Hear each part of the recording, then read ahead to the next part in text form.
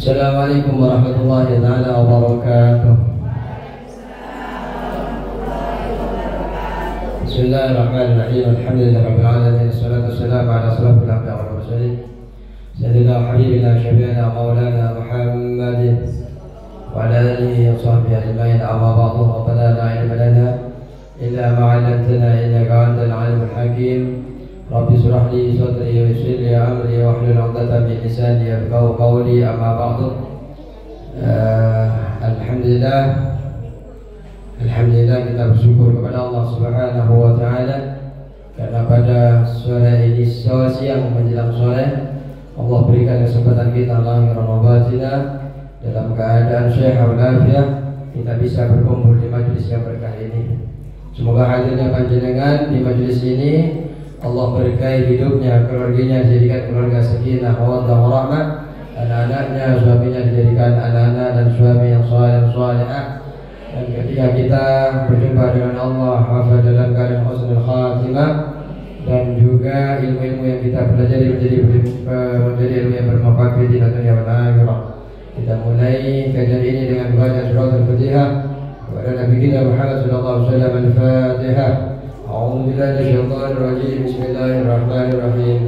Alhamdulillahirabbil alamin arrahmanir rahim maliki yaumiddin. Iyyaka na'budu wa iyyaka nasta'in ihdinas siratal mustaqim siratal ladzina an'amta 'alaihim ghairil maghdubi 'alaihim waladdallin amin. Al-Fatihah mu'allif al-kitab Syanawi bin Utsman at-Tani al-Matani al-Jami wal Jami' takun maqbul syakiri ولتكون في مقبرة بدوة والتي تكون في مقبرة مجهولية كي يبشر الله يقبض الله بن وياب يشني بشتاو كمشتي بكي يبشر الله ويقبض الله بن وياب وكي حجي بن إيمان guru-guru kita yang telah kita mengambil manfaat ilmu dari beliau dan Allah Ta'ala yang bina min hayatihim wa yumiduna min yang pada berkali anwar asrar wa rabbi bidina dunia wal akhirah. Al-Fatihah. A'udzu billahi minasyaitonir rajim. Bismillahirrahmanirrahim. Ya Rabbil alamin arrahmanir rahim maliki yaumiddin iyyaka na'budu wa iyyaka nasta'in ihdinas siratal mustaqim siratal ladzina an'amta 'alaihim ghairil maghdubi 'alaihim waladdallin amin. Bismillahirrahmanirrahim. Qala musannif rahimahullahu ta'ala wa nafa'ana bi 'ulumihi wa madana bi asrarihi wa bikum fid dharain amin. Para ibu-ibu yang dirahmati Allah Subhanahu wa taala yang hadir pada siang ini RT 10 ada yang datang? RT 10 ada kemajuan. Kemarin 51 nambah 1 lagi. RT 9 oke ada. Loncat ke RT 8 RT 7 berarti yang bersaing ketat ini 7 sama 8. RT 6 4 biji. Insyaallah pertemuan kita alhamdulillah tambah banyak.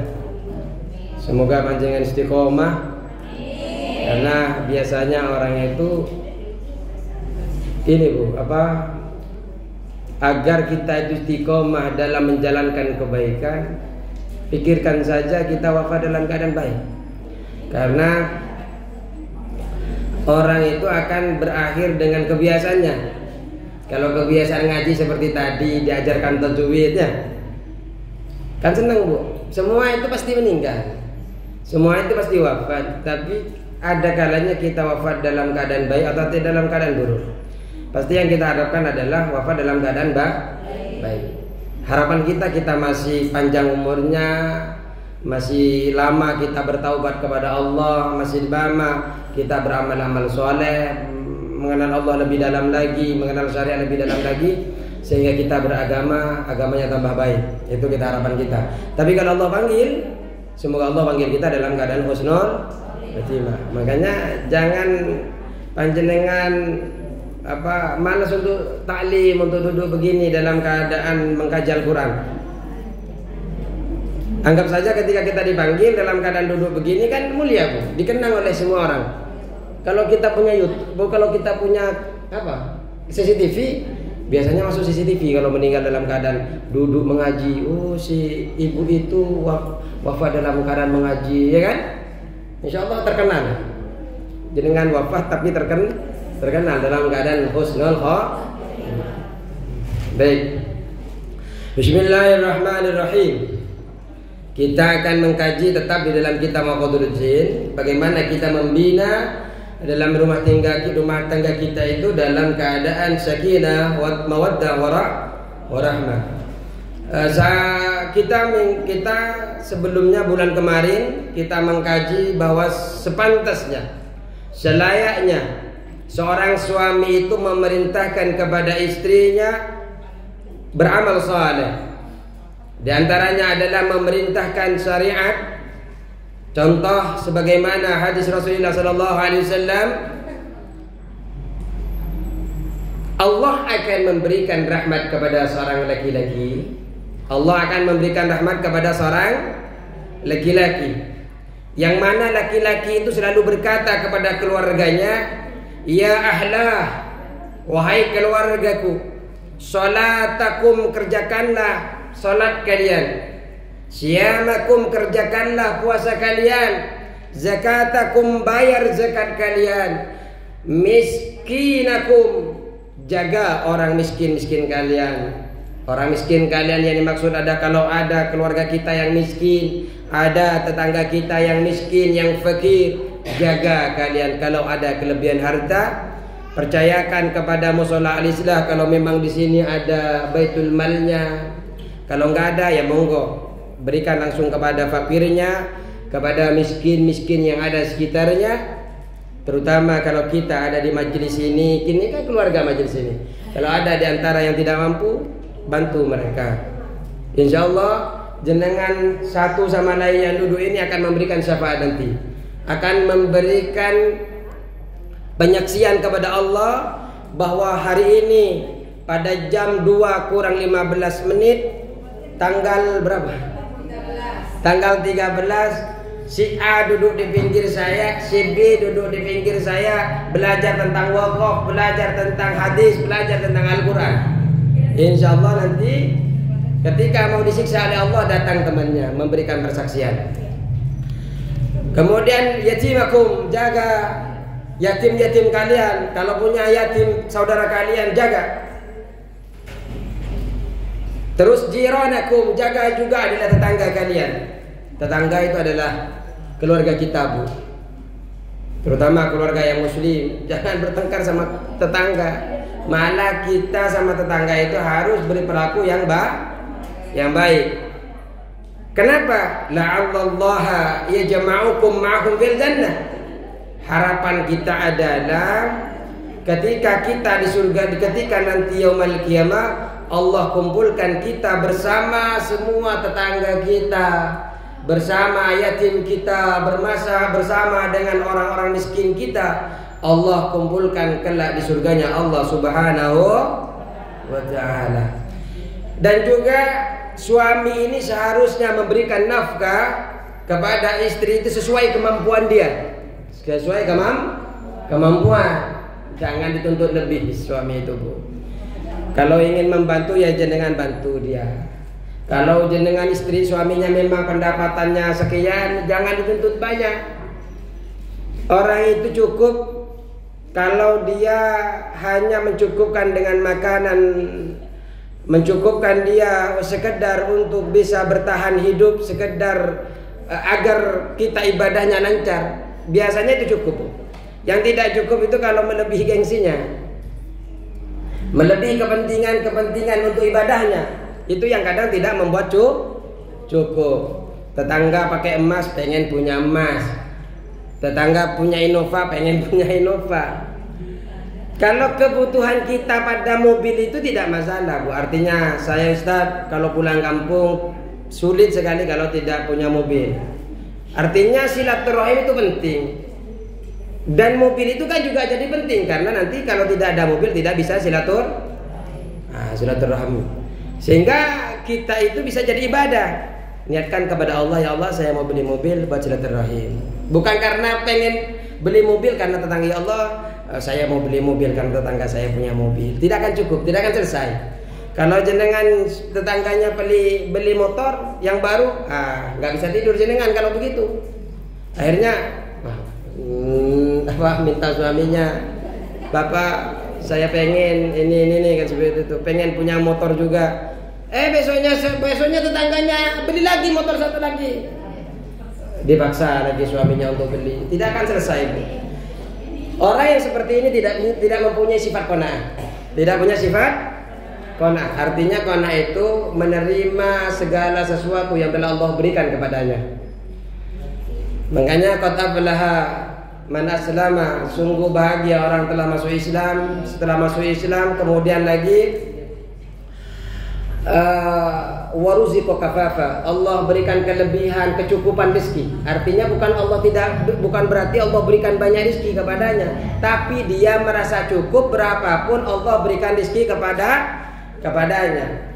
Kemudian setelah Allah berikan rezeki kepadanya, wa qanna'ahu Allahu bima atahu, Allah berikan sifat qanaah di dalam hati kita. Kita rela berapapun Allah berikan rezeki kepada kita, mau sedikit atau banyak, selalu bersyukur kepada Allah. Orang yang tidak memiliki sifat qanaah, orang kaya pun tidak akan merasa cukup. Orang kaya tidak akan merasa cukup, apalagi orang yang tidak punya apa-apa, Bu. Makanya dalam diri kita ini harus ada sifat qanaah. Bagaimana agar sifat qanaah ada? Unduru ila man asfala minkum wala tanduru ila man huwa fawqakum. Lihat orang yang berada statusnya di bawah panjenengan, tapi jangan sampai lihat orang statusnya yang lebih tinggi daripada panjenengan. Kalau lihat orangnya jenengan pendapatannya 50, lihat orang yang 1 juta, ayo pengen jenengan gak tenang hidup, ya Allah Pak, itu suaminya Pak, suaminya Pak, itu gajinya besar, Papa kapan gajinya seperti itu? Jangan. Gajinya tetangga kita itu Pak sudah 20 juta Pak, sudah begini Pak, begini, akhirnya udah beli mobil ini Pak, sedangkan kita, rumah kita belum diapa-apain Pak. Jangan, itu tidak akan membuat panjenengan bahagia. Walaupun hidup jenengan berumah tangga, kalau pikirannya jenengan tidak ada qanaah, tidak merasa cukup terhadap pembagian daripada Allah, jenengan tidak akan bahagia. Agar jenengan sakinah, mawaddah, warahmah diantaranya harus muncul sifat qanaah. Sehingga berapapun papi-papi itu ngasih panjenengan uang, memberikan jenengan nafkah, terima. Insyaallah berkah, insyaallah berkah, amin ya rabbal. Dan juga adalah laki-laki itu selayaknya adalah memikul segala kejelekan istrinya, harus bersabar perilaku istrinya yang tidak baik. Kemudian membalas istrinya itu dengan perilaku yang baik, dengan penuh lemah lembut kepadanya, dengan cara menggaulinya dengan cara bil ma'ruf, dengan cara baik. Kemudian kita lanjutkan pada pelajaran hari ini. Wa fil hadis, dalam hadis, laula anna Allah satara al-mar'ata, laula anna Allah satara al-mar'ata bil haya, seandainya sesungguhnya Allah Subhanahu wa ta'ala jika tidak menutupi perempuan itu dengan sifat malu. Perempuan itu sifat malu, punya sifat malu. Malunya perempuan itu lebih daripada dulu sifat perempuan itu, malunya perempuan lebih besar daripada malunya laki-laki dulu. Nah ini kan yang hadir kan dulu semua ini. Saya nggak mau bilang tua, tapi ini kan orang-orang dulu. Orang-orang dulu seperti ibu-ibu ini lebih besar rasa malu ketimbang laki-laki dulu. Ya nggak tahu sekarang, saya nggak begitu tahu. Sekarang itu di TikTok, di mana-mana sampai buka aurat, berarti kan tidak ada malu. Perempuan itu permata, hiasan. Permata itu mahal karena jarang. Kalau diumbar terus nggak mahal, Bu. Nggak, kalau banyak yang seperti ibu ya nggak mahal. Jenengan akan jadi mahal kalau jenengan itu menjaga auratnya, menjaga ini, insyaallah mahal. Setidaknya mahal apa yang panjenengan miliki di dalam tubuhnya itu hanya khusus limited untuk suami, hanya suami yang melihat, insyaallah.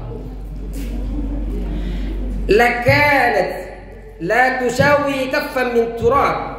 Seandainya Allah tidak tutupi perempuan itu dengan rasa malu, niscaya perempuan itu tidaklah sama setelapak tangan daripada debu. Jadi seandainya perempuan itu tidak ditutupi oleh Allah dengan rasa malu, maka tidaklah lebih berharganya perempuan itu dari segenggam debu.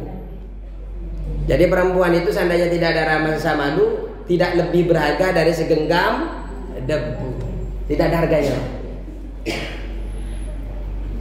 Saya bertemu dengan orang-orang yang bermaksiat, orang-orang laki-laki yang jahat sekalipun tetap mencari orang yang perempuan yang saleh, yang salehah. Berarti betapa pengennya laki-laki itu memiliki pasangan yang baik. Makanya perempuan itu al-mar'atus salihah seperti apa ya? Dulu sering di pondok itu ada perkataan itu. Ad-dunya mata'un, dunia ini adalah hiasan, wa khairu mata'iha al-mar'atus salihah. Dan sebaik-baik hiasan itu adalah wanita yang salihah. Jenengan itu memang diibaratkan hiasan. Kenapa diibaratkan hiasan? Karena memang sukanya jenengan suka sama hias-hiasan. Makanya katanya ada salah satu ulama mengatakan perempuan, makanya laki-laki itu di surga itu kan selalu dijanjikan dengan bidadari ya. Tapi kalau perempuan jarang disebutkan bidadara. Karena memang perempuan itu nanti kata salah satu ulama itu akan diberikan bukan bidadara, tapi diberikan hiasan yang kebahagiaannya sama persis seperti laki-laki. Kalau diberikan bidadari, perempuan diberikan hiasan. Mungkin kalau dikasih emas begini, emas gitu mungkin ya. Karena memang begitu. Perempuannya saja itu diibaratkan dengan hiasan, dan hiasan yang paling baik adalah al-mar'atus salihah. Jadi insyaallah kalau jadi perhiasan yang baik dengan yang bagus jadilah wanita yang salihah. Wanita salihah yang menjaga dirinya, menjaga suaminya, tidak keluar rumah tanpa izin suaminya dan semacamnya. Artinya jenengan setiap bersikap itu sesuaikan dengan syariat. Tidak perlu berlebihan. Tidak perlu berlebihan. Setiap hari kalau keluar harus pakai tasbih. Enggak perlu. Cukup jenengan bersosial seperti biasanya. Cukup kalau Allah disuruh tutup aurat. Kalau keluar disuruh keluar berpamitan kepada suami, jaga anak-anaknya dengan cara ajarkan sholat, dengan cara perintahkan sesuatu yang Allah perintahkan dan memerintahkan mengajarkan sesuatu yang Allah larang dan sebagainya. Itu saja.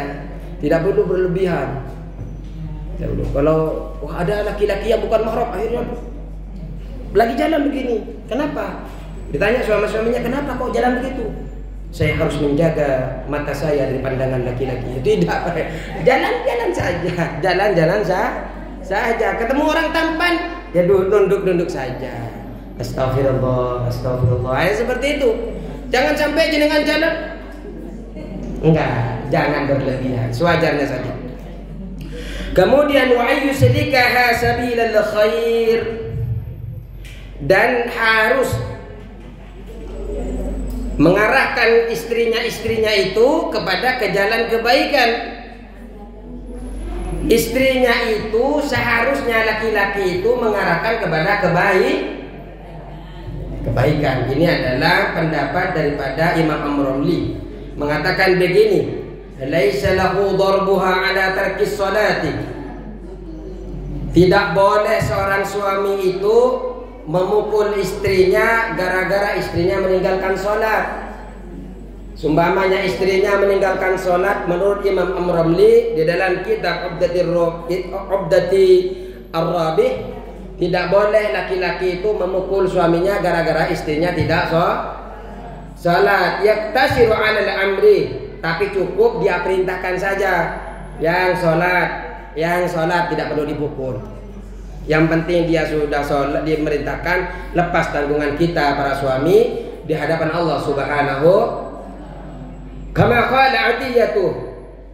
Tapi ada yang mengatakan kalau kemarin kan harus dipukul. Tapi kalau menurut Imam Romli tidak boleh. Kalau perihal sholat dia meninggalkan sholat kemudian kita cukupkan, perintahkan dia untuk melaksanakan sholat. Kama qala Atiyatu, sebagaimana pendapatnya perkataan Imam Atiyah yang juga berpendapat seperti itu. Wa ayyu'allimaha. Jadi Imam Atiyah itu juga berpendapat cukupkan kalau orang tidak sholat istri kita, cukup perintah, tidak perlu mukul-mukul. Siapa tahu dengan tidak memukul istrinya berubah. Tapi kalau dia nusus melanggar perintahnya suami, ya cukup tidak diajak tidur bareng, tapi tetap diajak ngobrol. Tapi nyatanya kalau istri-istri sekarang malah nggak diajak tidur, malah seneng. Dia nggak tidur sama saya. Ini parah ini. Seharusnya jadi pelajaran karena istrinya nggak ngajak tidur, malah seneng. Kenapa? Bisa nonton drama Korea di HP Ustaz semalaman suntuk, atau bisa nonton film India Pak Ustaz. Kalau ada suami biasanya ada aja diganggu Pak Ustaz. Kalau sekarang nggak ada suami tidur di kamar sebelah, bisa nonton dengan puas. Nah ini salah. Artinya suaminya tujuannya tidak tidur sama panjenengan itu, Bu, ingin memberikan pelajaran bahwa panjenengan salah, cepat-cepat minta maaf, bukan malah senang, suami saya nggak tidur sama saya. Jangan ya. Wa ayyulimaha ma tahtaju ilaihi fid din.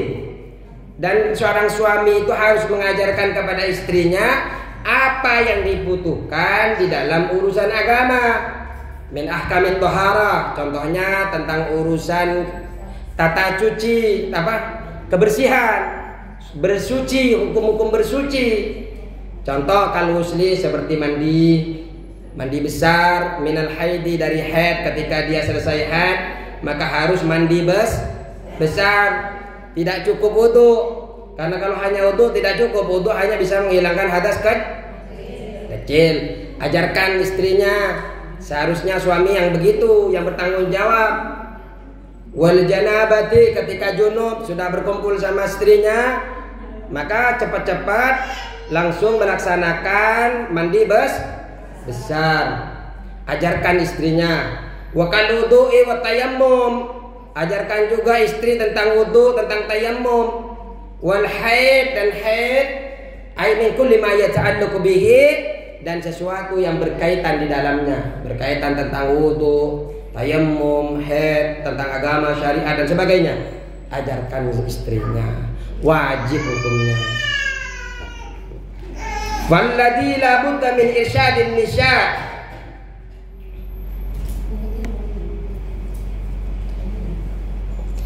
dan juga wajib hukumnya memberikan petunjuk kepada istri-istri, ilaihi, kepadanya, fil haid. Kepada suami itu hukumnya wajib juga memberikan pelajaran, memberikan petunjuk tentang haid. Bayanus shalawatil lati taqdiha, juga menjelaskan kepada dia tentang sholat yang harus diqadha kepada perempuan yang haid. Saya ingin tanya, Bu, kalau jenengan haidnya putus di asar, ada yang wajib qadha enggak sholatnya, Bu?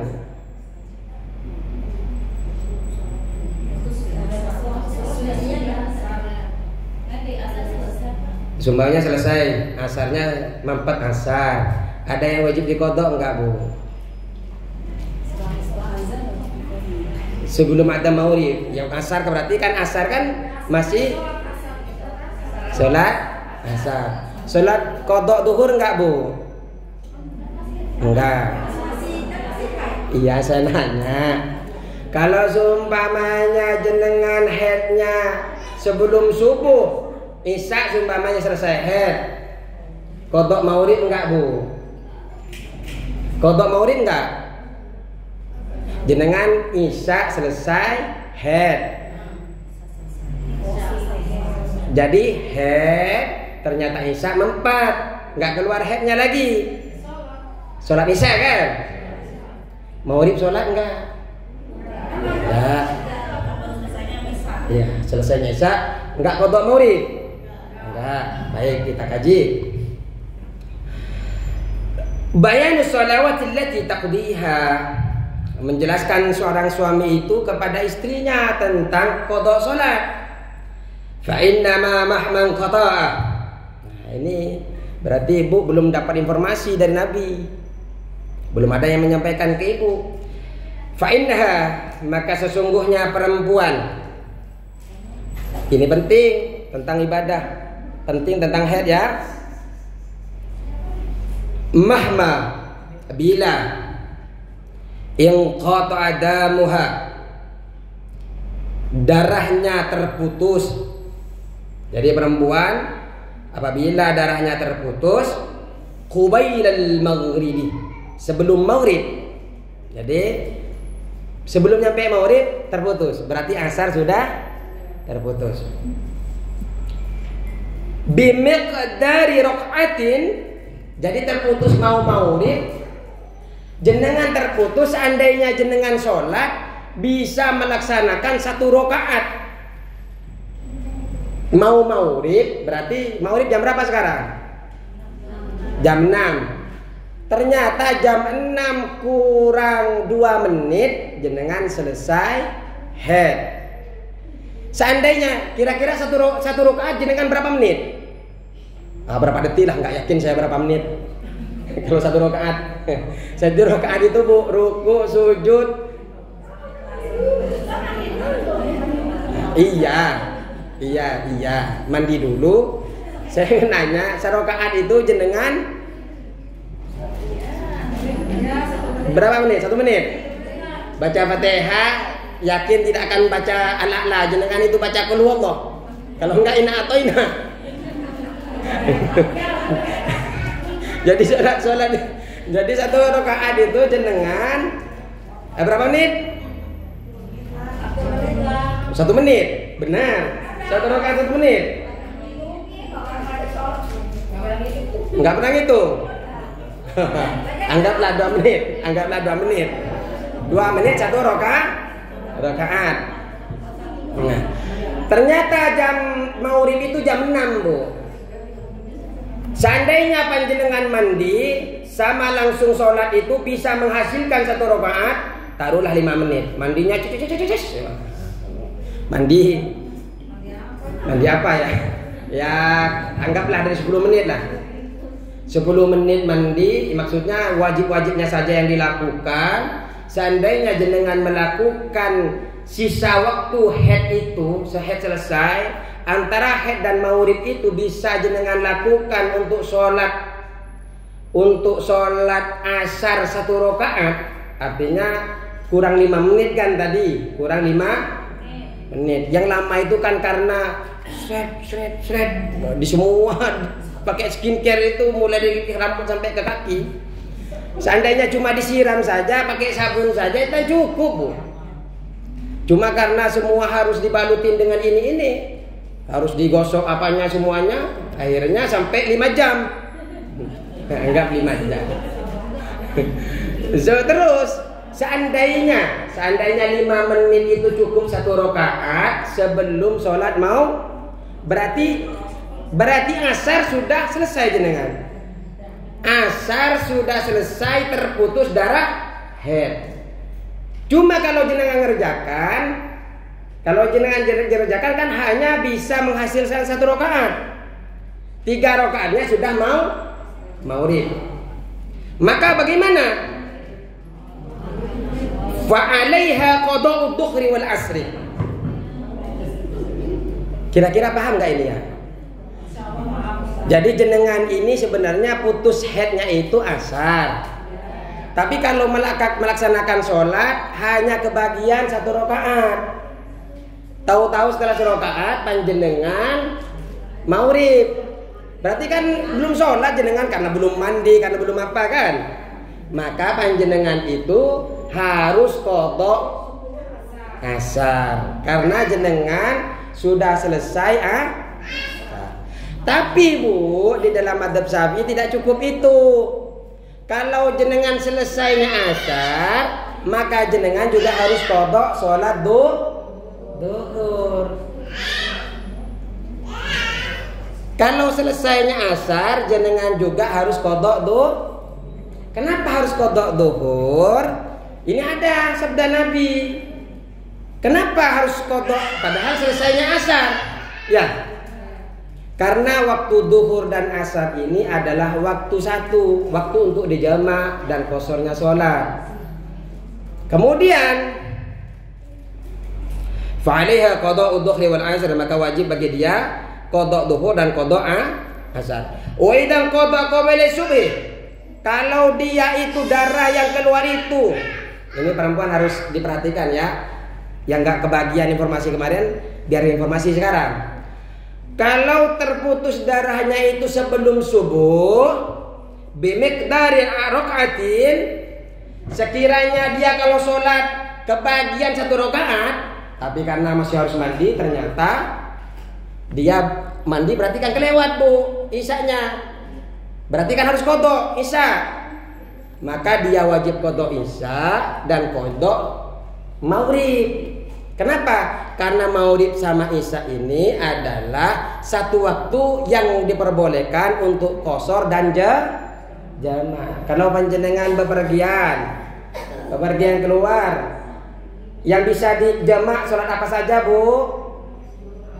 Duhur, asar. Lagi maghrib sama isya.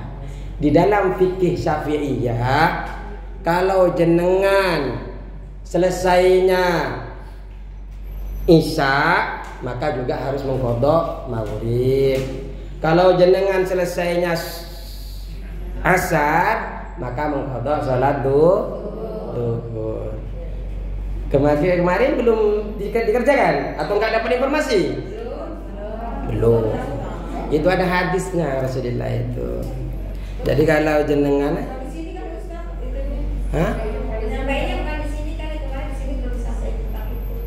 di mana? Di sini belum sampai. Yang ini? Iya belum, baru sekarang. Enggak, maksudnya di kajian-kajian lain. Nanti itu memang bab haid, bab nifas, bab istihadah itu lama Bu. Saya ngajar itu 1 tahun belum selesai. Yang paling lama itu istihadah. Contoh saya kasih contoh lagi. Saya tanya ke ibu ya. Biasanya haid itu paling lama berapa Bu?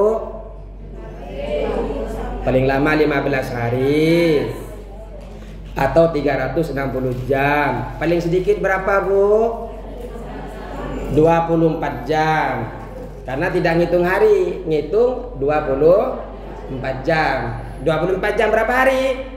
1 hari. Kemudian ada orang ketika panjenengan kan maksimal 15 hari. Tahu-tahu jenengan mulai tanggal 1 sampai tanggal 20 keluar darah terus. Kira-kira ini darah apa Bu?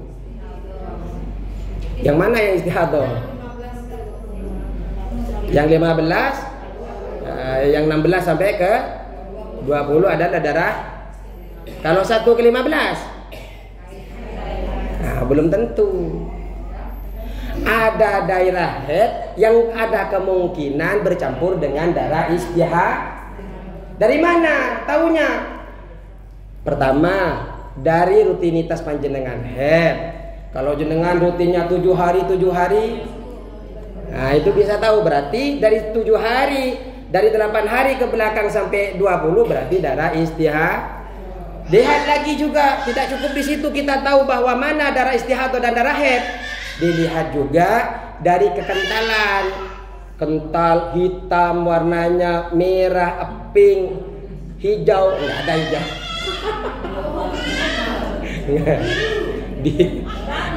Enggak. Paling darah itu adalah kuning, ke kuning.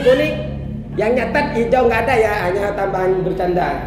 Jadi paling ada merah, ada hitam, merah, ke kuning, ke keping-kepingan, terus warnanya ke kuningan. Bukan kuningan lagi. Ayo lanjutlah, ini kok jelasin fikih nih. Fikih ada yang ngajar, kayak itu sama. Saya ngajar ini kebetulan masuk ke bab ini.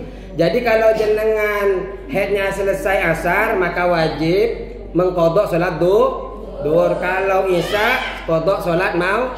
Karena kata ulama, salat Maghrib dan salat isya ini Maghrib isya ini satu waktu.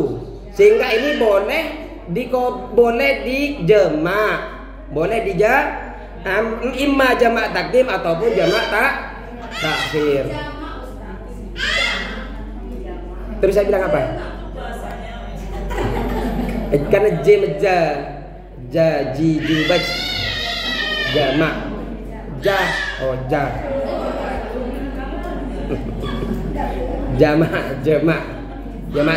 jamak takdim dan jamak takhir. Wahada aklu ma yura'ihi, dan adapun ini paling sedikit ma yura'ihin nisa'u, yang harus diketahui oleh seorang perempuan. Ini paling sedikit yang diketahui. Artinya kalau ini panjenengan tidak diberikan informasi oleh suami, berarti kan jenengan dalam keadaan tidak tahu dan bodoh lah istilahnya. Yang akan ditanya oleh Allah bukan jenengannya, tapi seorang suami. Kenapa suaminya tidak diajarkan? Haid ini adalah perkara yang wajib. Perkara yang wajib harus diketahui oleh semua perempuan. Karena ini adalah berkaitan dengan perempuan, setiap waktu setidaknya sebulan sekali itu akan mengalami yang namanya haid. Bagaimana dia cara beribadah kalau dia tidak tahu? Bagaimana cara beribadah kalau dia tidak tahu? Nah, ini kita tanya tadi, ternyata dia hanya sholat isya. Berapa maulid yang dia tinggalkan setiap tahunnya, setiap bulannya? Berapa isya? Nah, makanya di fikih itu Bu, kalau seumpamanya ya bukan jenengan nggak apa-apa, yang nggak ngajarin suaminya itu loh, kan memang wajib hukumnya istrinya diajarkan. Nah, kalau suaminya nggak tahu, seharusnya mengajarkan istrinya mendatangkan ustadzah untuk mengajarkan istrinya.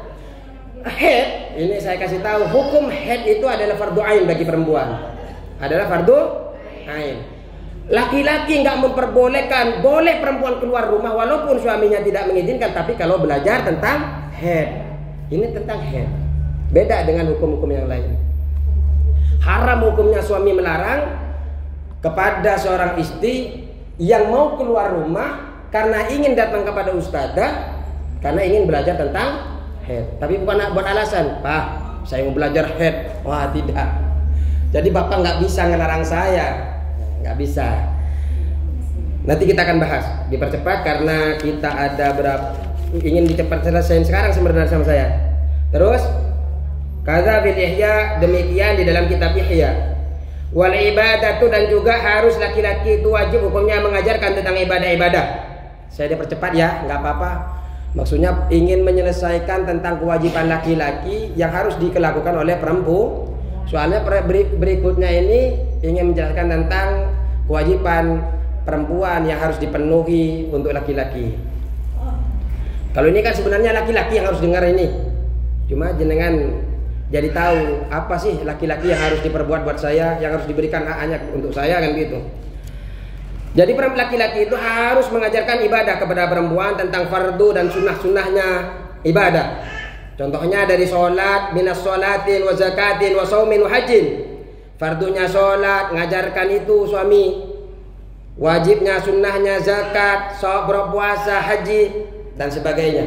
Fa in kana rajulun qa'iman bi ta'limiha, apabila seorang laki-laki mampu menjalankan, mengajarkan ilmu-ilmu itu kepada perempuan, falaisa lahal khuruj li su'alil ulama, maka tidak boleh perempuan itu keluar rumah untuk bertanya kepada ulama. Kalau suaminya sudah bisa ngajarin, contoh saya lah, istri saya kan saya bisa ajarin Bu, contoh. Maka tidak boleh istri saya itu keluar rumah karena ingin belajar tentang head atau belajar tentang agama dan selainnya. Kenapa? Karena suami sudah bisa mengajar. Wa in qasura ilmu rajuli, apabila laki-lakinya itu suaminya sedikit, pengetahuannya sedikit, walakin naba'anhu anha fi su'ali, akan tetapi saya dipercepat ya. Tidak apa-apa ya. Izin. Kalau mau catat, kalau nanti nggak kebagian bisa lihat www YouTube.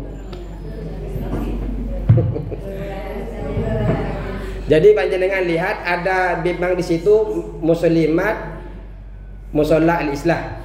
Jadi mulai awal itu kita kajian ada semua. Jadi nyatet di rumah ketimbang nonton Korea sambil dagang sambil apa ngerjain nyuci. Hidupin saya sendirian ngomong.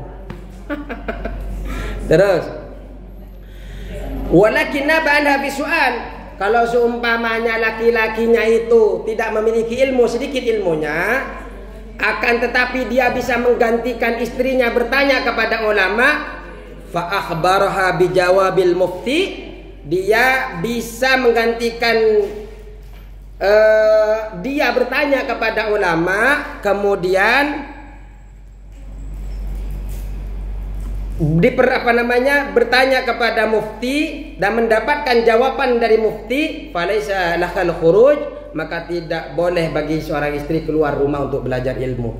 Artinya kalau laki-laki ingin nanya kepada ulama sebagai pengganti dari perempuan, suaminya jenengan seumpamanya, suami jenengan, Pak tolong tanyakan kepada Ustadz Abdul Wahid seumpamanya tentang head ini bagaimana. Ternyata oke, siap sayang, itu seumpamanya suaminya berangkat ke rumah atau lewat DA, tinggal saya jawab bla bla bla bla bla. Jadi panjenengan tidak perlu keluar rumah kalau suaminya sudah bisa menggantikan bertanya kepada Ustaz. Fa illam yakun dzalika falahal khuruju lisu'al. Kalau suaminya sudah tidak punya ilmu, kemudian suaminya tidak punya waktu untuk bertanya sama ustaz, apa yang harus dilakukan? Falahal khuruju lisu'al, maka wajib bagi dia untuk keluar rumah bertanya kepada ustaz. Bal alaiha dzalika, akan tapi itu wajib hukumnya bagi perempuan itu melakukan keluar rumah. Jadi hukumnya wajib bu, perempuan keluar rumah untuk bertanya tentang urusan agama. Wa yasir rajulu bimaniha, dan hukumnya laki-laki itu haram bermaksiat kalau melarang istrinya keluar rumah untuk belajar agama. Enggak boleh, laki-laki enggak boleh melarang. Wa mahma ta'allamat ma huwa minal faraidi, dan bila mana perempuan itu belajar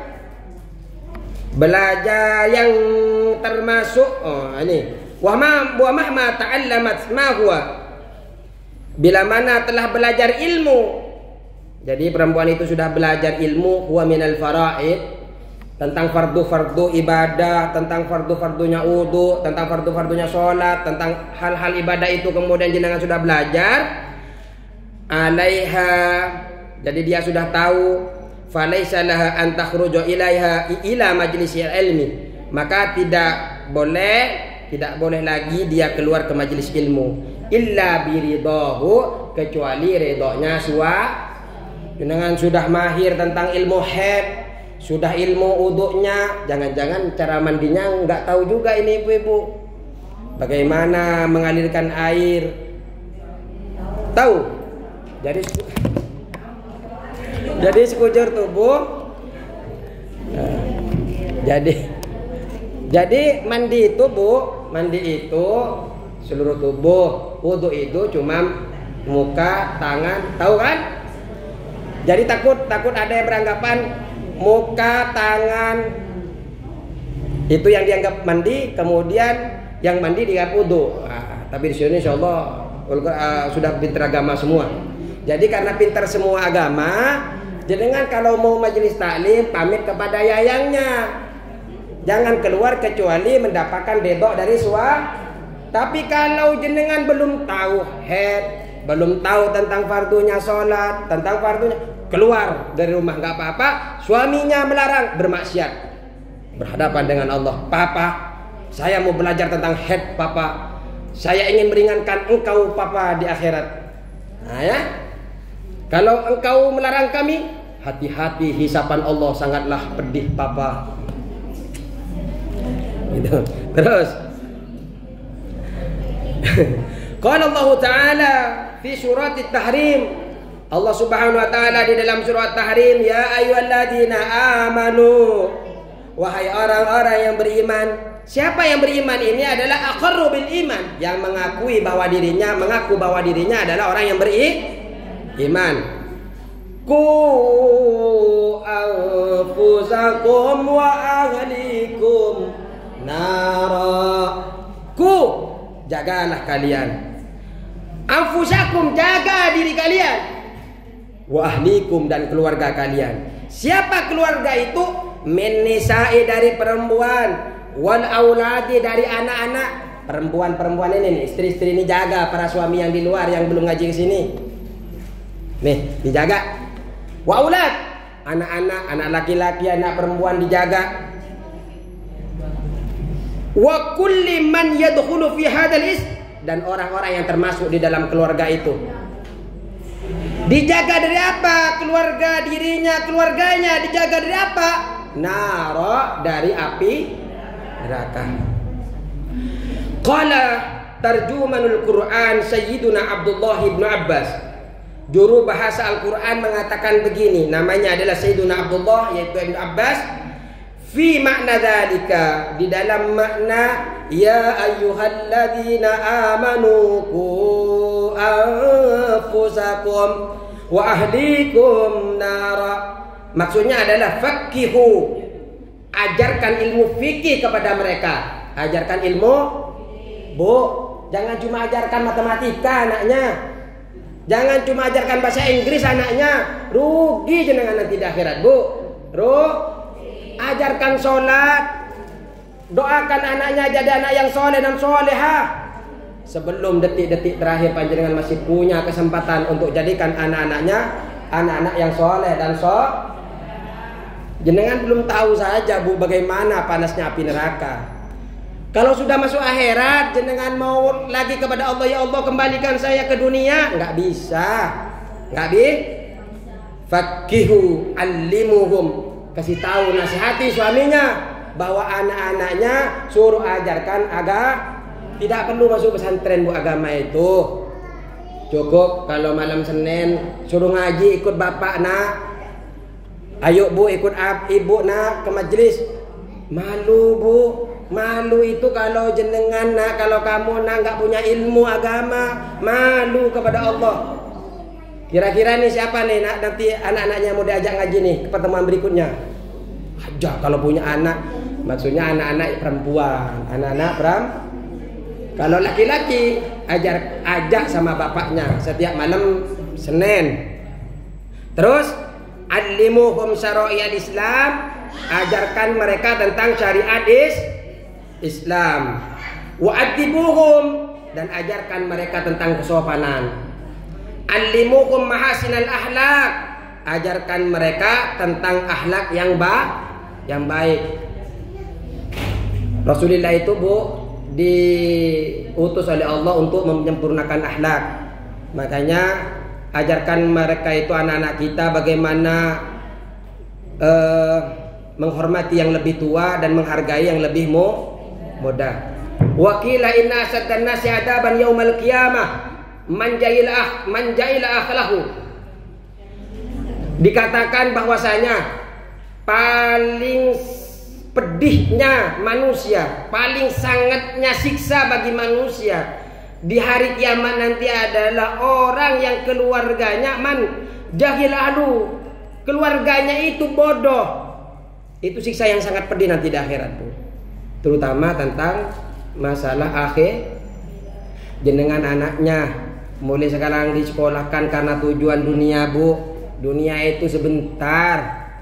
Kalau dia hanya tahu tentang dunia tapi tidak tahu bagaimana menghargai seorang orang tua, Bu, belum jenengan wafat sudah disakiti sama anak-anaknya karena dia secara batin ya tidak tahu bagaimana dia menghormati orang tua, bagaimana mendoakan jenengan setelah wafat, bagaimana dia beramal soleh sehingga itu mengalir terus kepada orang tuanya.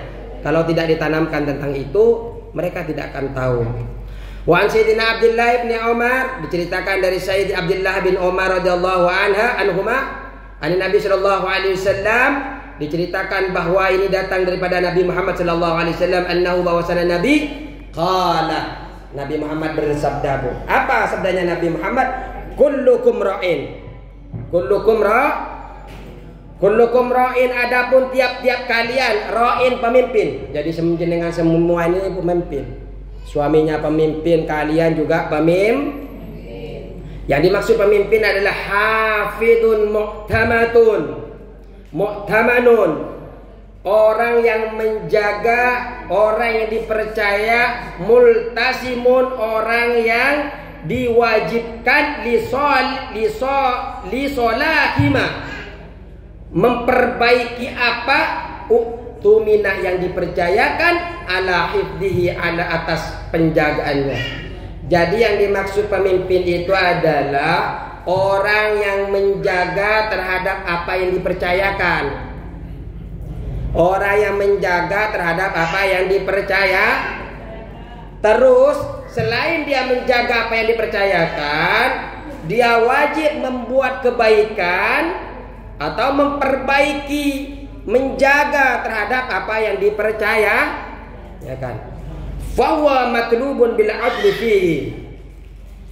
Maka menjaga itu adalah yang dicari di dalam keadilan, di dalam sesuatu itu, di dalam sesuatu yang dipercayakan. Artinya yang jenengan masalah menjaga sesuatu yang dipercayakan kepada panjenengan, kemudian memperbaiki, membuat baik. Contohnya anak itu amanah, bukan Bu? Amanah. Anak itu wajib dijaga enggak Bu? Wajib dijaga. Agar anak itu baik, maka diajarkan ilmu-ilmu agama dan juga diajarkan ilmu-ilmu tentang selain agama yang bisa mendatangkan dia kebaikan dunia dan akhirat. Inilah yang dicari. Wal qiyami bi masalih, dan mengurus kemaslahatan itu. Artinya kemaslahatan yang berkaitan dengan apa yang dipercayakan kepada kita. Wa mas'ulun an ra'iyatihi. Jenengan semua ini adalah pemimpin dan akan dimintai pertanggungjawaban atas apa yang dipimpin. Fil akhirati, di akhirat. Fa in wafa ma alaihi minar ra'iyah minar riayati, apabila panjenengan telah memenuhi kewajiban terhadap apa yang panjenengan pimpin, hasalalahu haddul awfaru, maka dia akan mendapatkan bagian yang sempurna nanti. Wa illa talibahu kullu ahadin minhum bihaqqi fil akhirah. Kalau jenengan tidak bisa memenuhi terhadap apa yang dipercayakan, maka panjenengan nanti akan dituntut di akhirat dengan hak-haknya. Ibu, kalau jenengan anak itu dianggap, bilang sama suaminya, anak itu adalah amanah. Amanah itu harus dijaga, harus dijadikan amanah itu orang yang baik. Kalau jenengan bisa memenuhi itu, Allah akan berikan pahala, Allah akan balaskan bagian-bagian yang sempurna nanti di akhirat. Tapi kalau panjenengan sama suami itu tidak bisa memenuhi kepercayaan Allah berupa anak ini agar menjadi anak yang soleh dan soleha, nanti di akhirat panjenengan beserta suami akan dituntut di akhirat nanti. Kita lanjutkan. Fal imamu al-a'dhamu aw naibuhu. Adapun imam ini kepala pemerintahan. Suami imam bukan Bu? Imam, dia adalah kepala pemerintahan atau pengganti daripada kepala pemerintahan itu adalah imam. Ra'in adalah pemimpin. Jadi suami itu adalah pemimpin, Bu. Fahuwa waliyun alaihim. Pemimpin itu akan memimpin daripada yang dipimpin. Nah, wahwa adapun imam ini, pemimpin ini, mas'ulun an ra'iyatihi, akan dimintai pertanggungjawaban atas apa yang dipimpin. Hal ra'ahu huquqahum am aula, apakah dia telah menjaga, memelihara hak-hak yang telah dipimpin atau tidak? Di antaranya suaminya kan pemimpin, anggotanya yang dipimpin adalah istri, adalah anak-anak, adalah orang-orang yang berada di situ. Kalau hak-haknya tidak diberikan, nanti di akhirat akan ditanya apakah dia sudah memberikan haknya atau tidak. Warrajulu ra'in fi ahli, laki-laki itu adalah memimpin di dalam keluarganya, yaitu memimpin kepada istrinya, memimpin kepada lain-lain istrinya. Kalau imam itu kan seperti presiden lah, memimpin menteri-menterinya, memimpin rakyat-rakyatnya. Kalau hak-hak rakyatnya, contoh lah yang kecil-kecil, RW, RT. Yang jenengan punya suami RT, yang punya suami RW, ada suami RW, istrinya ada. Bu RW-nya mana? Oh, Bu RW, bagus. Bapak suami jenengan ngaji, jenengan juga harus rutin ngaji.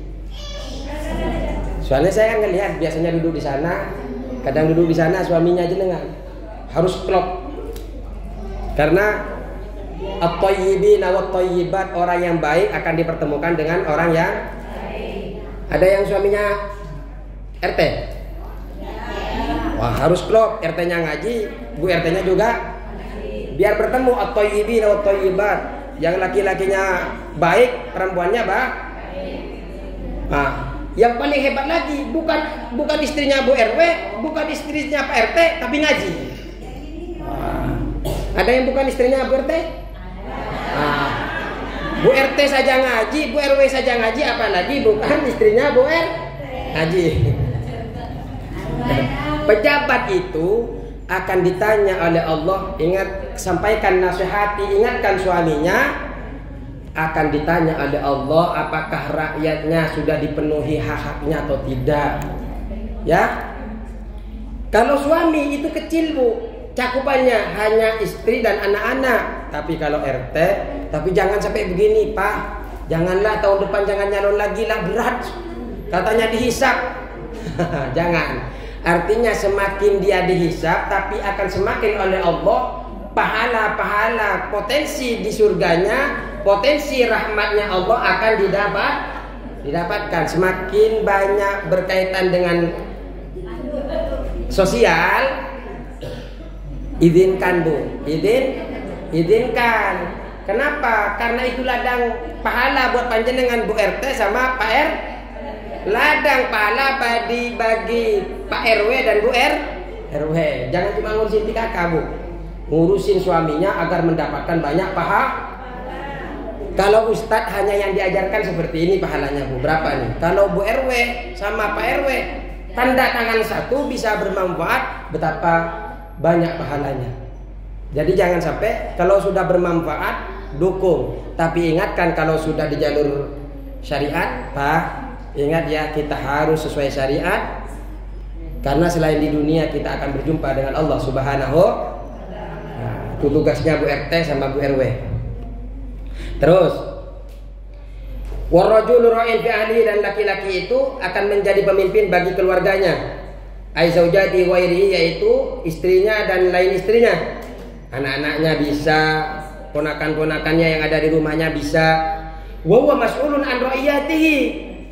Suaminya ini akan ditanya, dimintai pertanggungjawabannya nanti terhadap semua yang dipimpin di rumahnya. Hal wafahum huquqahum, apakah dia telah memberikan hak-hak kepada mereka istrinya apakah sudah diberikan hak-haknya, min kiswatin wa nafaqatin, sudah diberikan baju atau tidak, pakaian dibeliin apa tidak. Belum Pak Ustadz, mulai tahun lalu sampai tahun sekarang udah 5 tahun belum dibelikan. Kalau memang tidak mampu tidak perlu, Bu. Tapi kalau suaminya mampu, minta, karena itu adalah haknya. Memberikan nafkah atau lainnya, minta kepada suaminya. Kahusni isrotin aula, atau seperti juga memperlakukan suami kepada anak-anaknya baik, kepada istrinya baik. Sudah diberikan tidak hak ini oleh suaminya? Kalau belum, nanti akan ditanya oleh Allah Subhanahu. Wal mar'atu, adapun perempuan, ra'iyatun, yaitu pemimpin, fi baiti zaujat, fi baiti zaujiha, di dalam rumah suaminya. Perempuan juga pemimpin. Kalau tadi laki-laki, sekarang perempuan. Wah, perempuan tadi ketika baca ini saya dikerasin di rumah, Bu. Kebetulan ada istri di pinggir saya. Wal mar'atu ra'iyatun, perempuan adalah pemimpin. Istri di pinggir, kayaknya mendengar, karena memang sengaja diperdengar. Fi baiti zawjiha, di dalam rumah suaminya. Bi husni tadbiril ma'isyati, dengan baiknya mengatur kehidupan. Perempuan itu pemimpin di rumahnya untuk mengatur kehidupan. Wan nusilahu, dan memberikan nasihat, mengingatkan suami. Wasyafaqati, dan menyayangi suaminya. Wal amanati, dan dapat dipercaya. Wa hifdzi nafsiha, dan menjaga dirinya. Jadi perempuan itu pemimpin di rumahnya, mengatur kehidupan rumah tangganya. Kan suaminya yang cari nafkah nih. Urusan makannya, urusan anak-anaknya sudah diatur apa betul, apa belum gitu loh. Apakah sudah sesuai syariat apa enggak? Ketika suaminya salah, ya biasanya suami kalau sudah punya masalah kan bicaranya sama istri. Ya, bicara sama istri enggak kalau suami punya masalah, Bu? Tapi rata-rata istri yang bicara sama suami. Kalau istrinya punya masalah sama tetangga, punya masalah dengan orang keluarga, papa nggak bisa tidur, papa apa tadi siang itu bicara begini tentang saya, papa. Tapi biasanya suami jarang melibatkan istri. Kalau tidak, memang betul-betul masalahnya besar. Wa hatti nafsiha wa mali wa atfali, dan juga menjaga dirinya. Jadi perempuan itu, Bu, juga sebagai pemimpin bagi dirinya, yang harus juga menjaga dirinya dari pandangan orang lain, menjaga dirinya daripada bermaksiat, wa malihi, dan juga menjaga hartanya suami, wa atfali, dan juga menjaga anaknya suami. Wa hiya mas'ulatun an ra'iyati, wahia mas'ulatun an ra'iyatiha, dia akan ditanya, diminta pertanggungjawaban atas yang dipimpin tadi itu. Dari mengatur anak-anak, mengatur rumah tangga, menjaga dirinya. Ini ditanya oleh Allah Subhanahu wa taala nanti. Hal qamat bima 'alaiha aula? Apakah dia telah memenuhi kewajiban atau tidak? Jadi jenengan kalau nggak ngajarin anak ditanya. Wal khadimu, walaupun sebenarnya kayak nyuci, kayak masak, sebenarnya tugas siapa kata kemarin, Bu? Suami. Tapi tugas istri memang cuma 2. Pertama adalah taat kepada Allah, yang kedua membuat senang suami. Suami akan senang kalau istrinya nyuci, suami akan senang kalau istrinya masak, ya. Ya kalau suaminya istrinya nggak masak, suaminya nggak senang, ya gimana, Bu? Tugasnya berarti belum selesai. Memang tugas suami masak, cuma suami akan senang kalau istrinya masak. Wal khadimu, minum dulu airnya, tinggal sebentar. Aduh, kayaknya nggak selesai ya. Iya, makanya dipercepat sama saya nih. Warrajulu ra'in fi mali abihi, kalau laki-laki itu juga pemimpin bagi hartanya harta bapaknya. Bihifdi wa tadbirihi maslahati wa tadbiri maslahatihi, Dan juga dia harus menjaga harta bapaknya. Artinya ada anak laki yang belum nikah, maka dia juga menjadi pemimpin bagi harta bapaknya. Wa huwa mas'ulun an ra'iyati, dia akan ditanya nanti atas apa yang dipimpinnya. Hal wafa bidzalika aula, apakah dia telah melakukan apa yang dipercayakan kepadanya atau tidak? Apakah dia telah memenuhi menjaga harta itu atau tidak? Fa kullukum ra'in wa kullukum mas'ulun an ra'iyatihi, panjenengan itu akan ditanya nanti sebagai pemimpin. Fa kullukum ra'in, maka adapun kalian, ra'in adalah pemimpin, wa kullukum mas'ulun an ra'iyatihi, dan tiap-tiap kalian akan ditanya siapa dari apa yang dipimpin. Wal fa'u jawabu syarti mahdhufin, adalah fa ini adalah jawab syarat yang dibuang. Wa dakhala fi hadzal umumi, dan termasuk kepada perkara ini, perkara yang umum ini, al-munfaridu, orang yang sendirian. Kalau tadi kan punya keluarga, sekarang ini adalah orang yang sendiri. Alladzi la zawja lahu wa la khadimah, orang yang tidak memiliki istri, orang yang tidak memiliki suami, wala khadimah, dan tidak memiliki pembantu. Oh, ini ada yang keloncat ini. Wal khadimu, dan adapun pembantu. Jadi orang pembantu itu yang kerja di rumahnya majikan. Ra'in, yaitu pemimpin, fi mali sayyidihi, di dalam harta tuannya. Bihibdihi, dengan menjaga harta tuannya. Wa qiyami bimasalihi, dan menjalankan kemaslahan di dalam harta tuannya. Kalau seumpamanya tuannya nyuruh belanja kepada pembantunya harus menjaga. Ini kayaknya sudah nggak konsentrasi, lihat jam terus ini. Ya udahlah, kita akan akhiri. Tapi bentar lagi ini.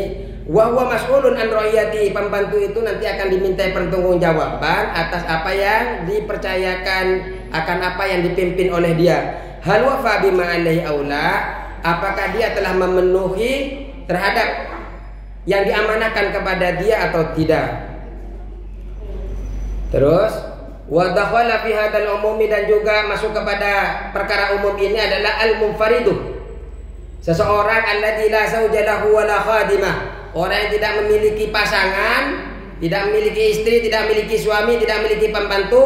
Fa innahu yasduqu alaihi, bahwa dia dibenarkan atas dia, annahu ra'in, bahwa dia adalah pemimpin, fi jawarihi, di dalam dirinya sendiri, anggota badannya. Orang yang tidak memiliki istri, orang yang tidak memiliki suami adalah pemimpin bagi dirinya sendiri. Hatta ya'malul ma'murat, sehingga dia mengerjakan perintah-perintahnya Allah. Wa yajtanibal munhiyati, sampai saya nggak konsentrasi ini. Cuma kalau diberhenti tinggal sedikit aja, kita berhenti. Kemudian wa yajtanibal manhiyati, dan menjauhi larangan-larangan Allah. Rawahul Imam Ahmad wal Bukhari wa Muslim wa Abu Dawud wa Tirmidzi. Jadi bagi orang sendiri pun dia menjadi pemimpin bagi dirinya sendiri. Yang akan dipertanyakan setiap anggota tubuh itu, apakah sudah melaksanakan perintah Allah atau sudah menjauhi larangan-larangan Allah. Semua akan ditanya pada waktunya. Cukup sekian. Ternyata belum selesai kita baca, sampai kita akan lanjutkan berikutnya. Semoga berkah selalu. Mohon maaf kalau ada keterlambatan. Ini demi kebaikan bersama. Wallahul muwaffiq ila aqwamit thoriq. Assalamualaikum warahmatullahi wabarakatuh.